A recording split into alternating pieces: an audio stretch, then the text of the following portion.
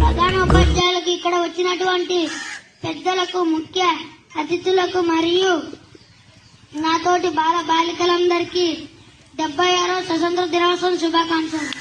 మనం ఈరోజు ఇక్కడ సమావేశం కావడానికి గల కారణం ఏమిటంటే, మనకు నేటికి స్వతంత్రం వచ్చి 75 సంవత్సరాలు అయింది.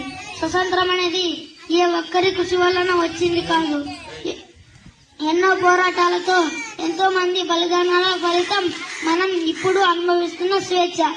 స్వతంత్రం కోసం పోరాడిన వారిలో ముఖ్యంగా మహాత్మా గాంధీ, చాచా నెహ్రూ, సర్దార్ వల్లభాయ్ పటేల్, భగత్ సింగ్, అల్లూరి సీతారామరాజు,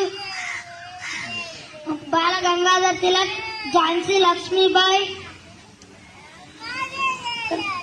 సరోజినీ నాయుడు వంటి వారు స్వతంత్రం కోసం అనేక రకాలుగా పోరాటాలు చేయడం జరిగింది. వారు అందించిన స్వేచ్ఛ స్వతంత్రాన్ని మనము సద్వినియోగం చేసుకుని మన దేశాన్ని అభివృద్ధి పథంలోకి తీసుకురావాలని ఈ సందర్భంగా నేను కోరుకుంటున్నాను. నాకు ఈ అవకాశం కల్పించిన పెద్దలందరికీ ధన్యవాదాలు తెలియజేసుకుంటూ ఇంతటితో నా చిన్న ఉపన్యాసాన్ని ముగిస్తున్నాను.